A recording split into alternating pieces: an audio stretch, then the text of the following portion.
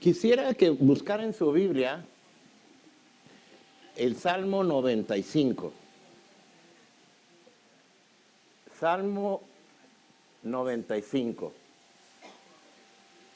Y antes de leer este salmo, nos vamos a transportar así como en las películas de ciencia ficción, en la Biblia, el Antiguo Testamento.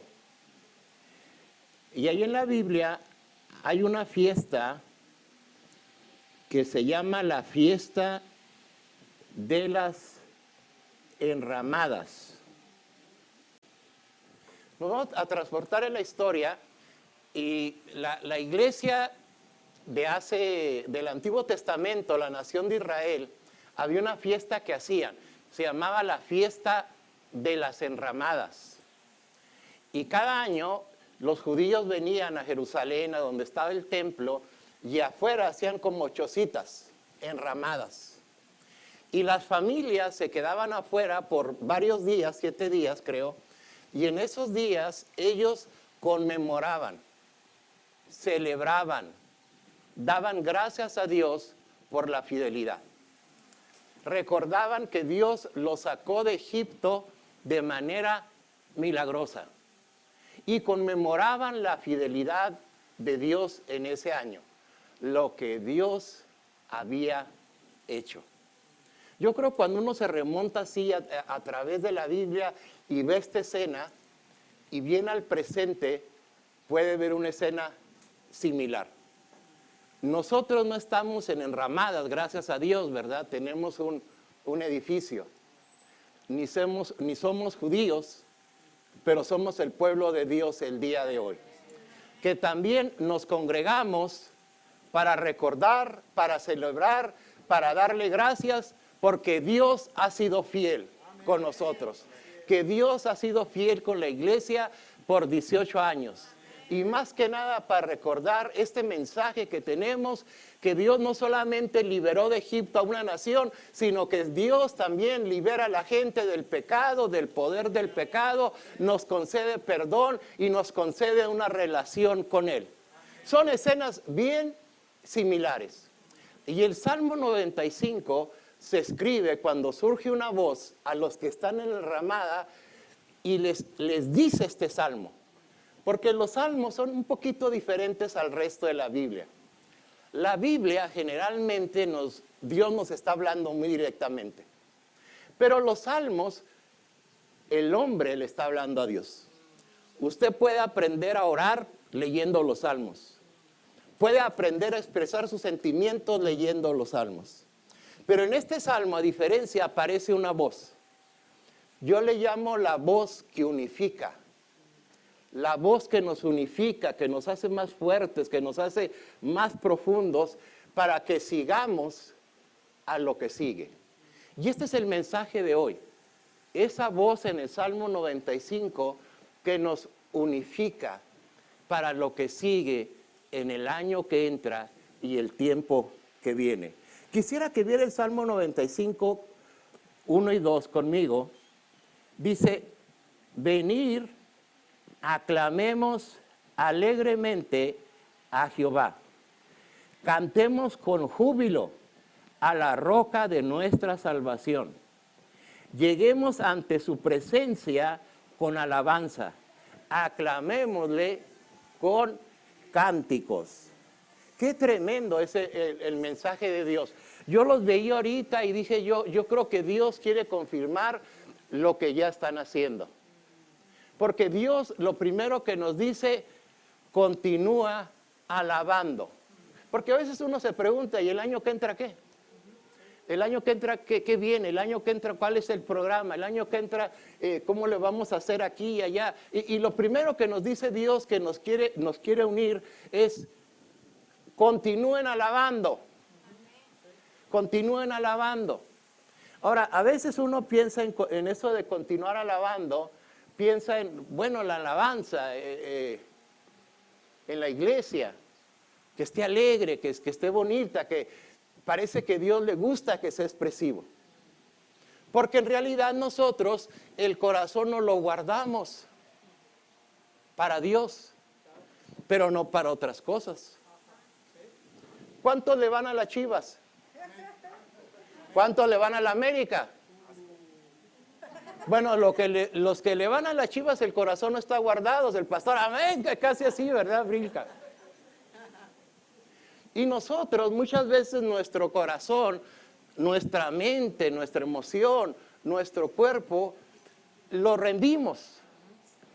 Y damos energía, damos fuerza, damos tiempo, damos alabanza. Y Dios nos dice, da alabanza de esa manera. Da alabanza con toda, como que de veras lo crees. Como que de veras lo crees que Jesucristo murió por ti y que vas para el cielo. Como que de veras lo crees que Cristo está dentro de ti. Como que de veras lo crees con todo tu corazón. Claro que hay tiempos de silencio, pero parece que Dios al pueblo le dice, alábenme, que sea fuerte, que sea con ánimo. Denme gracias porque la gratitud atrae mi presencia para que mi presencia se manifieste. A veces nosotros pensamos que uno viene de afuera alabando a Dios y llega a la iglesia a alabar a Dios. Así debería de ser. Pero ¿sabe? Es en la iglesia donde uno aprende a alabar a Dios. La iglesia es esa familia donde vamos y a veces no tenemos ganas de alabar, tenemos días difíciles, tenemos problemáticas, pero de repente vemos a aquel hermano que sabemos que tiene problemas y lo vemos alabando a Dios. Vemos a aquel que tuvo noticias de enfermedad y lo vemos alabando a Dios. Vemos a gente que conocemos y los vemos alabando a Dios. Porque la alabanza a Dios y la actitud de gracias es más que una reunión de media hora donde alabamos a Dios. Hay gente que yo conozco que piensan que la iglesia es como cuando yo era joven, había bailes, todavía hay bailes, ¿no? Pero había bailes que estaban las moviditas y luego estaban las calmaditas. Y hay gente que viene a la iglesia y piensa que la alabanza es la movidita y la adoración es la calmadita. Pero déjenme decirle que no es así. Es parte de la alabanza. La alabanza es nuestra vida. Es para lo que estamos diseñados. La alabanza te conecta siempre con Dios. Y yo no sé a usted, pero por lo menos a mí, yo soy medio despistado, medio desconectado. De repente me desconecto de Dios.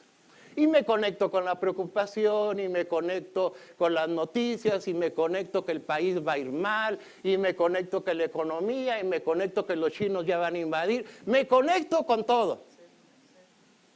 Menos con quién me tengo que conectar. Pero cuando alabas a Dios, siempre te conecta con Dios.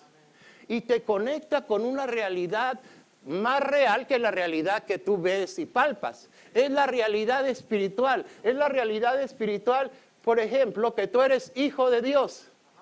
Es la realidad espiritual que tú eres nueva creación. Es la realidad espiritual que tú eres amado grandemente. Es la realidad espiritual que hay un Dios que está en control. Es como que de repente cuando alabamos a Dios, vemos las circunstancias y siempre las vemos grandotas y los problemas grandes y las situaciones grandes y nosotros que no podemos. Pero cuando alabamos a Dios, vemos a Dios como grande y todopoderoso. Sí me explico. Entonces tenemos que aprender, así como a veces andamos viendo el celular, si traemos señal, tenemos que aprender a alabar a Dios. En todos los lugares y en todas partes. Es una disciplina. La disciplina es una palabra que no nos gusta porque significa un esfuerzo.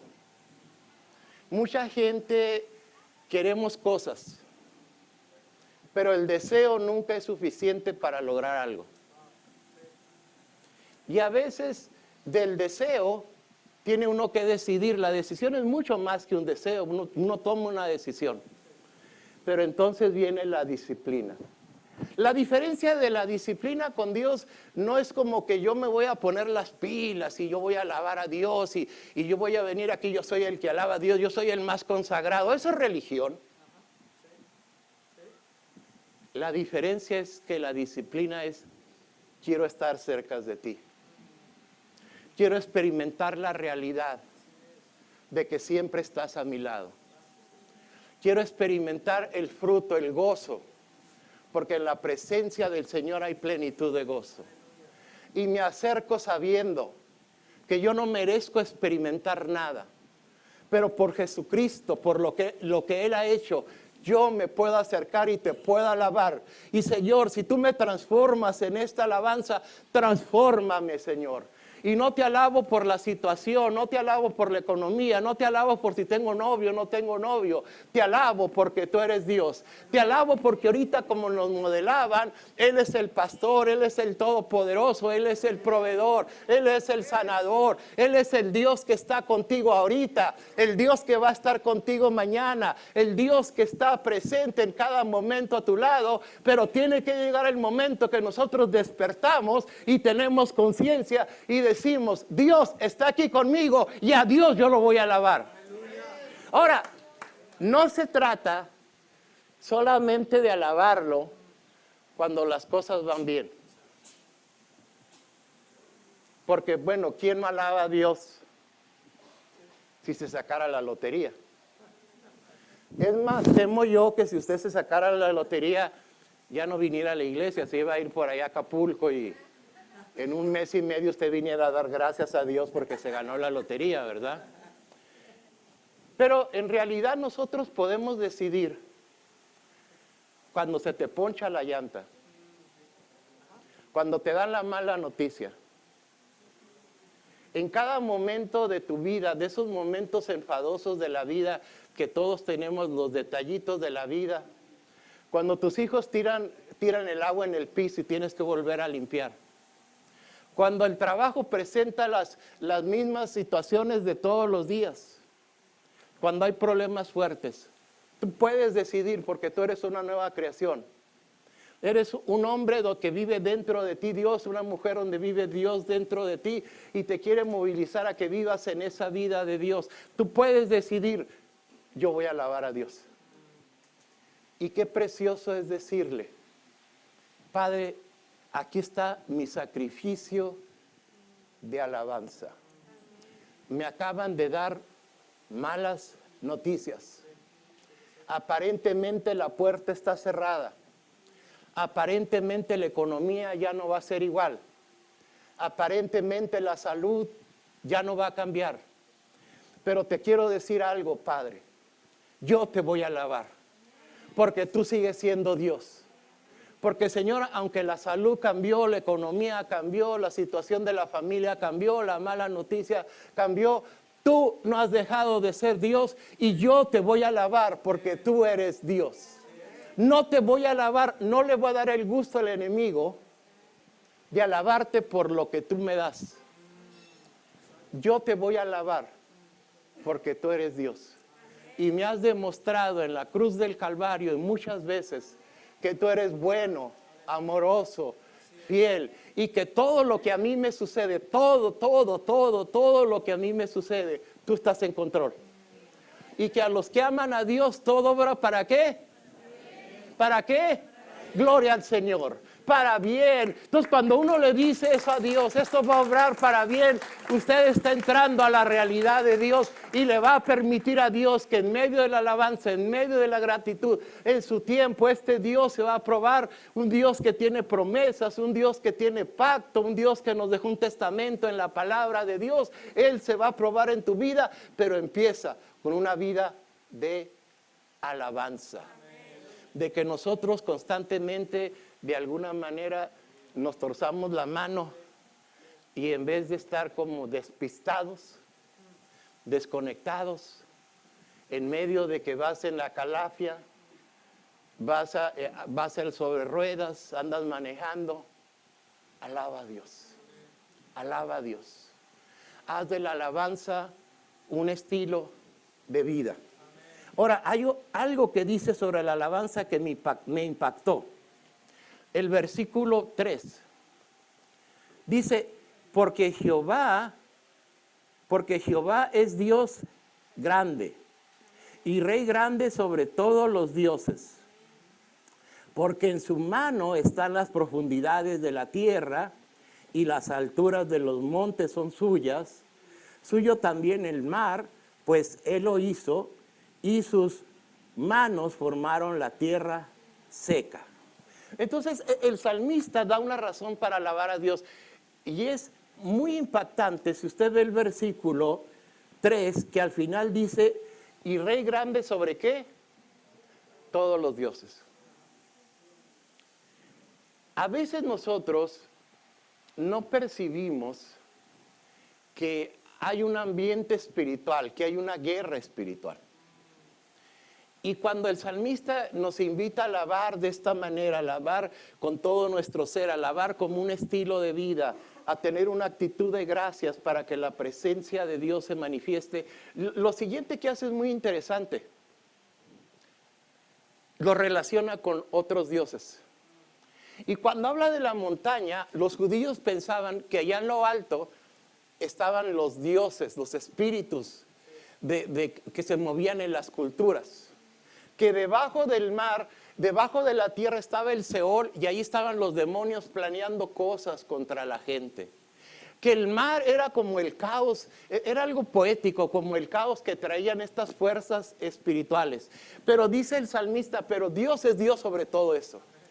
Y a veces nosotros no nos damos cuenta que cuando estamos alabando a Dios de todo corazón como iglesia, cuando tú estás alabando a Dios con todo tu ser, cuando tú traes sacrificio de alabanza, en el mundo espiritual está sucediendo algo y empieza a pasar primeramente sobre ti. Porque los dioses de este mundo muchas veces nos quieren seducir, nos quieren atraer. Y desgraciadamente en nuestro corazón formamos ídolos en el corazón. Y a veces no nos damos cuenta de esta realidad. Pero cuando tú alabas a Dios, de repente a lo mejor te ha seducido la autolástima. Pobre de mí, aquí estoy, nadie me quiere, estoy solo, estoy sola, toda la vida así, la autolástima. O a veces el orgullo, la envidia, ¿verdad? Porque a mí no. Y tantos dioses que se forman aquí. Hay gente que yo conozco que dicen que andan en guerra espiritual y se suben a los cerros y yo no sé cuánta cosa. Pero yo he entendido con los años que la guerra espiritual empieza aquí adentro, en tu corazón. Y cuando alabamos a Dios, abre a que la presencia de Dios se empiece a manifestar. Ya hay situaciones a veces que están atacando a nuestra mente, la Biblia le llama dardos. Hay ambientes espirituales que a veces nos están seduciendo ahí en la fábrica donde vamos a trabajar y sin darnos cuenta ya no nomás platicamos con la compañera, sino que ahora, como dice el Salmo 1, nos sentamos con la compañera y ahora nos alegramos con la compañera de pláticas que no agradan a Dios. Y uno viene a la iglesia y alaba a Dios, pero por allá está como dormido, está como seducido, está con los dioses de este mundo, que a veces a la iglesia la duermen. Es tanto que a la iglesia la duermen, que yo uso una ilustración muy seguido. Yo sé que esto no pasa aquí, pero yo vivo para allá, para el centro, para la zona centro, por la Colonia Obrera, ya tienen su casa. Pero allá resulta que hay iglesias que el domingo en la mañana se levanta el marido, se arregla, se baña, se peina, espera que ya esté el desayuno, mientras la fiel mujer anda corriendo como loca para arreglar a los 4 chamacos. Ella corriendo, dándoles desayuno, él ya está arreglado. Y luego, claro, él trata de ser fiel en su iglesia. Empieza a ver el reloj y empieza a ver que la mujer, pues no se apura. No sé qué le pasa, nomás son 4. Y entonces él sabiamente, consagradamente, se va al carro, se sube, lo prende, tratando de comunicarse mentalmente con la señora. Vamos a llegar tarde, tenemos que ser gente fiel a Dios.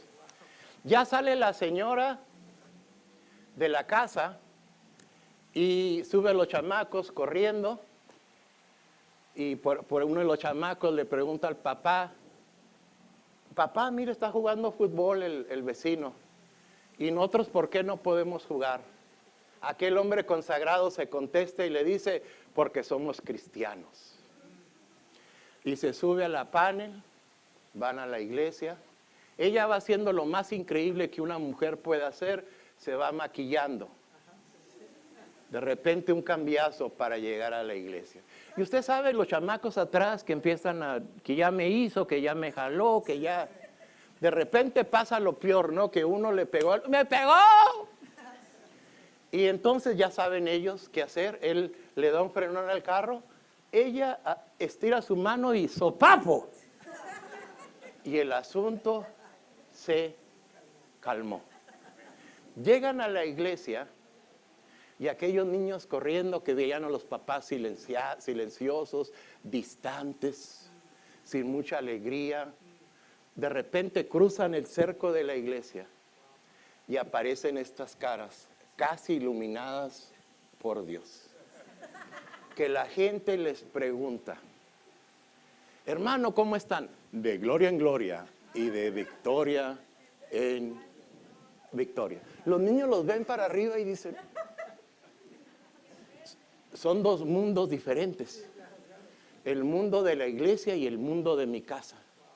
Y en la iglesia los ven a alabar a Dios y aplauden y adoran y están con aquel ánimo. Y los niños, pero se acaba la iglesia. Y ellos tienen que volver a casa, vuelven a la rutina, se suben a la panel. Él llega a la casa y se sienta en el único lugar que a él le queda un control. Es un sofá grandote con un control de la televisión. Y se sienta a ver la televisión. La esposa, como una mamá protectora de 4 hijos y del marido, los está viendo a todos ahí en la cocina. Un niño se le acerca y le dice, papá, vamos a jugar fútbol ahorita en la tarde, tú dijiste. Y la mamá se mete y le dice, dejen a su padre en paz. ¿No ven que viene cansado de ir a la iglesia? Y él sigue con el control. En eso llega de esos hermanos que yo creo que aquí no hay, allá hay muchos de esos, que llegan a medianoche, ¿no? 11 de la noche. Hermanos, disculpen que vine tan noche. Él se levanta de la sala ya noche, la cara le vuelve a cambiar, la cara se le ilumina, los niños vuelven a ver así, trae otro cambio. Y el hermano con aquel corazón tan servicial le dice, hermano, usted siempre es bienvenido a la hora que usted quiera, tenemos tiempo para usted. Allá sucede mucho eso. Yo sé que por acá es diferente, esto no pasa en este lado de la ciudad. Pero ¿qué les quiero decir con esto? Nuestra vida, a veces hay fuerzas espirituales que al lugar más importante que tenemos que llegar, que es nuestro hogar, y llegar conectados con la paz de Dios, llegar buscando vínculos, le llamo yo, que estemos buscando vínculos con el padre, con la esposa, con los hijos, tener la mejor cara, tener el mejor corazón, tener la mejor alabanza. Tener la mejor alabanza ahí en tu casa, aun cuando las cosas van mal, porque la alabanza no es solo o canto, la alabanza empieza con vida. La alabanza y la gratitud van a traer la gloria de Dios. La gloria de Dios es la manifestación de Dios. A veces lo sientes, a veces son formas que tú te quedas. Dios es magnífico, es grande. A veces es dentro de ti que la realidad de Dios se empieza a manifestar, no como un conocimiento o una emoción, sino como vida. Vida que te pone el querer como el hacer, y cuando tú lo haces, tú experimentas eso que no lo puedes comprar ni en el sobre ruedas, ni en el mejor mercado, que se llama paz, se llama gozo, se llama poder, se llama todo lo espiritual que está dentro de ti, pero empieza con alabanza. El siguiente consejo que nos da tampoco es muy complicado. Vea lo que dice el versículo 6. Venid, adoremos y postrémonos, arrodillémonos delante de Jehová vuestro Hacedor, porque Él es nuestro Dios, nosotros el pueblo de su prado y ovejas de su mano. De repente Dios nos dice, póstrate. Ahora, hay gente, hay iglesias y eso, hay la libertad de eso, que la gente puede postrarse en su lugar, hincarse o a veces pasar al frente. Pero yo he conocido gente que está hincada físicamente y no están hincados por dentro. O he conocido gente que están hincados por dentro y no necesariamente están hincados por fuera. ¿Qué nos está diciendo?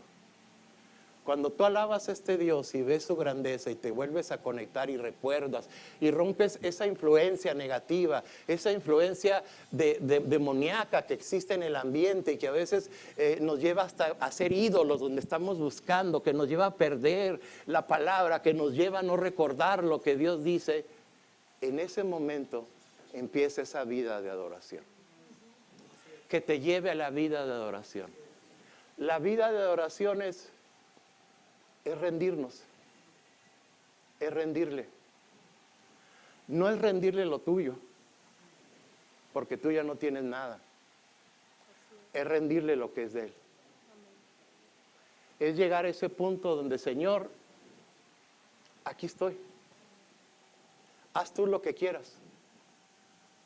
No estoy aquí para que me des esto, ni hagas aquello, ni te muevas, ni me hagas feliz, ni me hagas contento, ni que la vida sea como yo quiera. Estoy aquí para adorarte. Y adorarte es por quien tú eres. Y estoy aquí totalmente para ti. Haz conmigo lo que tú quieras hoy, a cada momento. Y nos da dos consejos ahí. Lo primero que nos dice, ríndete, porque no te queda otra. A veces nosotros queremos vivir fuera de la voluntad de Dios. No queremos ser sensibles a Dios.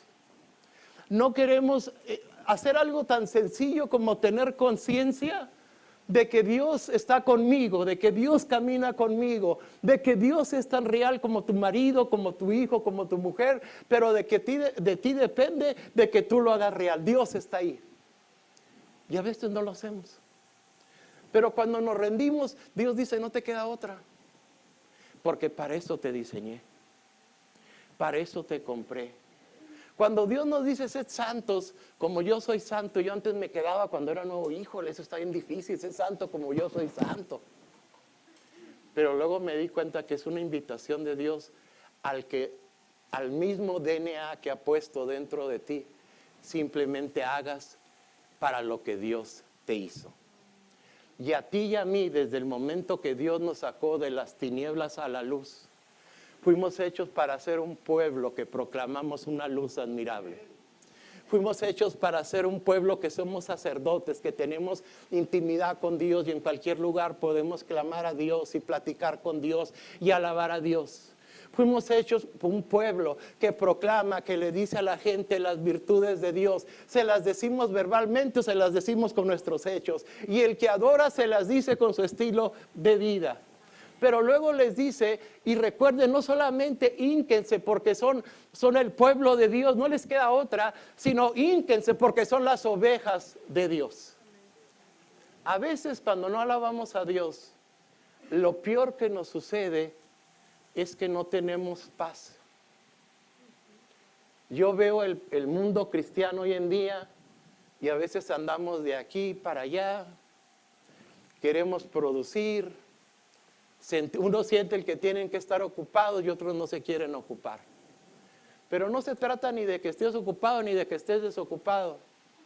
Se trata de que estés centrado en Dios. Y de que recuerdes que Él es un buen padre, un padre amoroso, es tu buen pastor y que te quiere guiar como una oveja.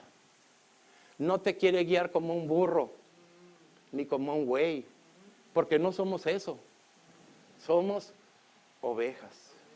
Y las ovejas ocupan al buen pastor. Ocupan que le quiten la lana, ocupan que las curen, ocupan que se tranquilicen. Para que el buen pastor las lleve a ríos de agua viva, las lleve a la palabra y al Espíritu Santo y se siente ahí con ellas. Eso es adoración. Primero la alabanza y la adoración es ese estilo de vida que sabemos que Dios está buscando adoradores que lo adoren en espíritu, de acuerdo al Espíritu Santo y en verdad, de acuerdo a la verdad realidad que Dios nos habla. Y luego dice algo muy fuerte lo que sigue. Es la tercera cosa que nos quiere unificar Dios. Primero síguelo alabando, síguelo adorando, pero fíjate lo tercero y lo último que dice aquí. Versículo 7 al final. Si oyeres hoy, ¿qué? No endurezcas tu corazón, como en el Meriba. Y luego al final, el versículo 11, al final, juró que no entrarían en su reposo. La iglesia cristiana, nosotros no enseñamos ni reglas, ni fórmulas, ni tradiciones. Uno viene aquí a tener un encuentro con Dios. Y el deseo más grande de nosotros es conocer a este Dios que se hizo un hombre y que murió por nosotros. Y cuando usted conoce a este Dios, si usted lo conoce, usted va a querer escuchar su voz. Y usted va a poder escuchar su voz porque usted es oveja. A Dios no le impresiona cuánta gente hay en un lugar. No le impresionan los instrumentos. No le impresionan qué también cantamos. No le impresionan los sermones. A Dios no le impresionamos nosotros. No le impresiona la gente que hace oración horas o la gente que evangeliza. A Dios le impresiona la obediencia. Porque una persona que es obediente es una persona que se está enfrentando consigo misma. El adorador es una persona que tiene una intimidad con un Dios de gracia, de amor, de misericordia, que ahora ya no se esconde de sí mismo. Y empieza a enfrentar dentro de sí mismo infinidad de cosas que a veces los hombres y las mujeres no queremos reconocer, pero que Dios conoce. Y que son necesarias, que el Dios que vive dentro de nosotros, que el Dios que dice que va a escribir la palabra en nuestros corazones, que el Dios que dice que la unción, su Espíritu Santo nos va a enseñar lo que es bueno y lo que es malo, tiene que confrontarnos dentro de nosotros. Se llama pecado. Y el hombre que alaba a Dios, que hace de su vida la alabanza y que quiere conocer de cerca a Dios, va a conocer de cerca su corazón. Porque el corazón de nosotros se carga. El corazón de nosotros, cuando menos lo pensamos, está lleno de tristeza, está lleno de enojo, está lleno de amargura, está lleno de cosas que se van acumulando día tras día. Por eso dice la Biblia, sobre toda cosa, guarda ¿qué? Tu corazón.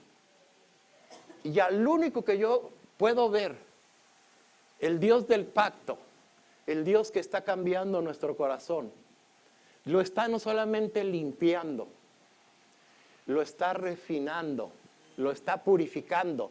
Es como cuando uno tiene cochambre en la cocina y tiene que tallar. Bueno, Dios en la intimidad llega a nuestros corazones y talla.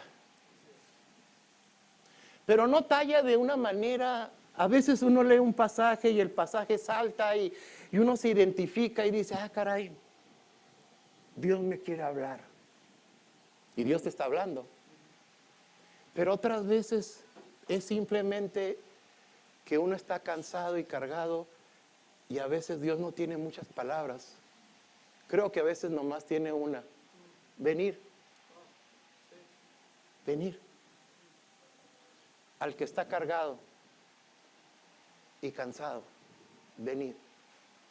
Y allí en el silencio, allí en la intimidad, vienes tú y escuchas la voz de Dios que no se alcanza a comprender con palabras humanas, que te hace descansar.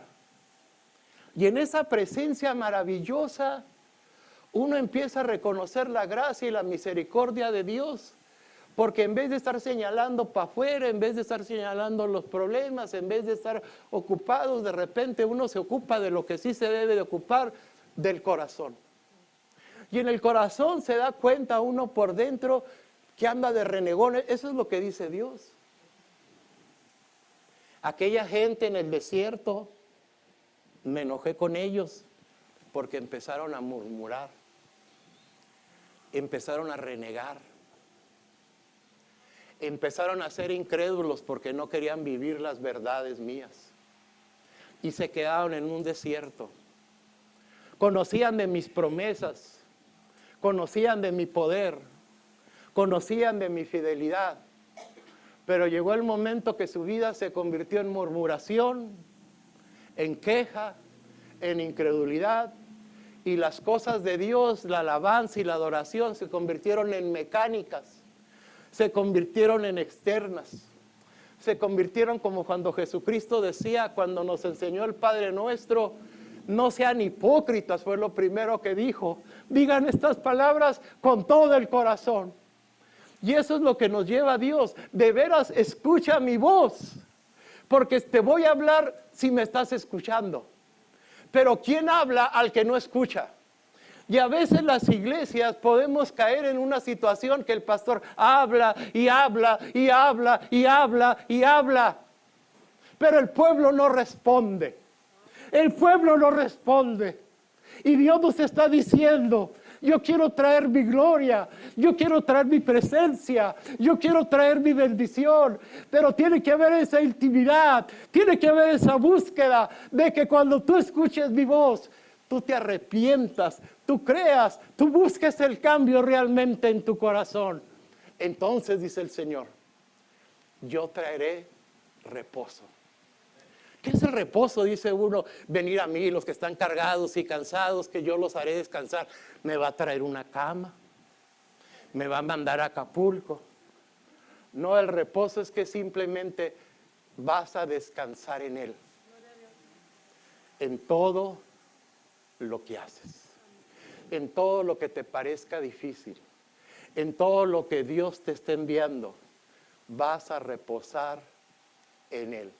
Como una ramita descansa en la vid. Vamos a descansar en Él. Y vamos a entender que lo de Dios es vida. Es la vida que está dentro de tu corazón y que se está produciendo hacia afuera. ¿Hay amor en mi vida? Porque sin amor, nada soy. ¿Hay paciencia en mi vida? Porque sin paciencia, nada soy. Hay gozo en mi vida, porque sin gozo no hay comunión con Dios. Y a veces, hermanos, gracias a Dios por las bendiciones que Dios nos ha traído, pero no nos distraigamos. La bendición más grande ya está dentro de nosotros. Así que eso es lo que Dios ha puesto en mi corazón, una voz que nos unifica, que nos dice, sigan alabando. Sigan adorando, pero más que nada, si escuchan mi voz, no endurezcas tu corazón. No te vayas de escuchar tu voz diciendo, sí, pero yo sigo haciendo lo mismo. No. Si sigues haciendo lo mismo, tu alabanza, tu adoración, no es real. Pero cuando tú dices, sí, Señor, yo te estoy escuchando, yo te alabo porque en ti puedo cambiar, soy una nueva creación, vives en mí. Yo te adoro, yo sé que no puedo, pero contigo, Señor, voy a hacer lo que tú quieres. Entonces esa alabanza y esa oración se convierte en esa unión que ya tenemos, pero se convierte en una comunión maravillosa. maravillosa con Él. Yo te quiero preguntar en esta hora, porque así lo pone Dios en mi corazón, ¿cómo está tu comunión el día de hoy? Yo cuando leí este pasaje me di cuenta que mi comunión está muy lejos. Y ¿sabes qué? En mí siempre va a estar muy lejos. Siempre va a estar muy lejos. Pero yo ya no estoy en mí. Yo vivo en Cristo. Y en Cristo, tú te pones sobre Cristo y le dices, Cristo, yo te creo, yo recibo. Yo recibo esta palabra. Yo recibo que yo puedo ser mejor alabándote, mejor adorándote. En ti. La gloria es para ti. Entonces, ¿en Cristo qué? Todo lo que lo puedes. Si tú quieres decirle a Dios en este aniversario de la iglesia, Señor, yo quiero ser ese que alaba, que adora, pero más que nada que escucha y es sensible, yo te voy a pedir que te pongas de pie.